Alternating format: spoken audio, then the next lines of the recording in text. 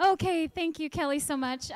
Again, my name is Susanna Peredo. I'm the founder of VanguardCulture.com. We provide weekly snapshots of the best, most inspiring, and unique visual and performing arts events in San Diego while bringing awareness to important social and community causes. I'm a big believer in the power of arts to change people's lives, and for this reason, I'm very, very excited to be sharing this story with you today. In 1992, a young man named Matt Dorigo was dealing with the unfortunate cancer diagnosis of his mother and his sister simultaneously. During this very difficult time, painting and music became his outlet. It became his refuge, especially after the passing of his mother. Matt's mom became the inspiration for the way that he would live the rest of his life, helping others. True to his belief that arts can transform, empower, enrich, and heal, he created Arts, A Reason to Survive, a nonprofit organization that provides creative outlets for young people who are facing their own personal crises. Now, we've all asked ourselves, what is my purpose in this life? What is it all about? Would your mother be proud? And so, yet every day we wake up, we go to work, we come back, we deal with traffic, we Facebook, we do all these other things in our daily lives, and we forget to think about others. That's why I happen to believe that Matt's moment of clarity was an incredible privilege. Fast forward 20 years, and this worthy organization now has 3 core programs that annually serve 5,000 young people with 42 partner organizations. Yes, Matt, I think you're here. Your mom would be very proud. A few years ago, he met a young girl who would change his life forever. Her name is Inocente. This young girl had experienced trauma that very few of us in this room could have dealt with.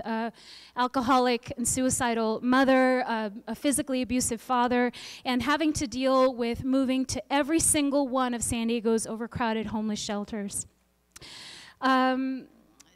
But yet her paintings had these wonderful, beautiful monsters, colorful beings with messages of hope and love and acceptance.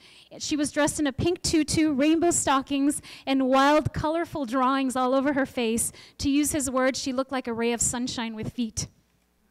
She wore her color like a protective armor and refused to let the bleakness of her surroundings penetrate her spirit. A Reason to Survive became her sanctuary, a place to go without fear of oppression, judgment, or physical danger. During this time, 2 filmmakers, Sean Fine and Andrea Nix Fine, approached Matt, asking if they knew someone with an interesting story. Of course he did. When they met her, they realized they could not have scripted a more inspiring and captivating story. The healing and transformative power of arts was now being documented and shared with audiences around the world. After numerous screenings and film festival wins, her story was gathering worldwide acclaim. Inocente became a living, breathing testament to perseverance and a continued belief in the beauty of the world in spite of all odds. Meanwhile, programming continued as usual. Thousands of young people affected by homelessness, abuse, loss, and emotional trauma were being helped by this amazing team of passionate and dedicated staff, volunteers, partners, and donors. Give it up for the donors.The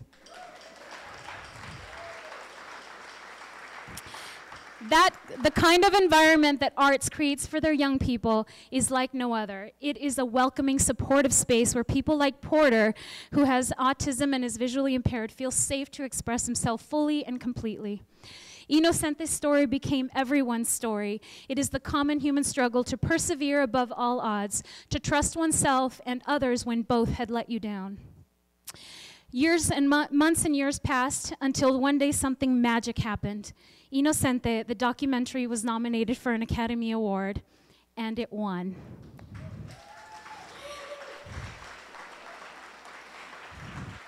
In an instant, millions of people touched by her story jumped to their feet and cheered. We jumped in celebration of her courage, her tenacity to succeed, and unwavering trust in all that is still good in the world. I'm going to totally cry today. I didn't want to, but it's my way. I had the opportunity to interview Matt on the Talk of San Diego just a couple of days after he had, after the big win, and he really was like a proud father, moved to tears that this young, beautiful woman was accepting one of America's finest honors. It does not necessarily translate into dollars for the organization, by the way, and so this is why I want to give props to the donors. As a side note, 10 years ago, I had the privilege of chairing the City of National Cities Art Committee, and together with a small group of dedicated volunteers, we fought to increase arts programming in that community and helped influence what the old library building would become when the new one was being built.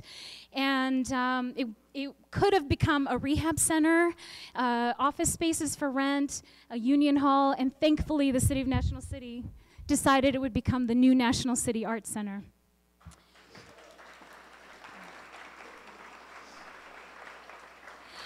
Many organizations have put their creative influence in there, but it wasn't until arts arrived that it really started to feel like a real community arts center. I am very proud of the work they do. I'm also very proud of Inocente for sharing her story and being so brave. Okay, I'm gonna keep it together. Arts not only heals emotional wounds and nurtures creativity for San Diego's most vulnerable youth, it also inspires each and every one of us to become better people.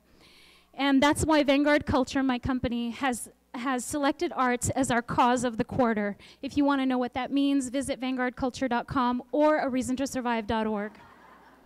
This is the face that my mother gives me when she's not proud of me.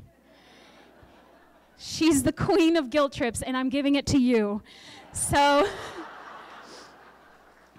I'm my mother's daughter. So if you don't feel like you're making a difference in the world, think about the organizations that are changing your community and donate today. Make your mother proud. Thank you.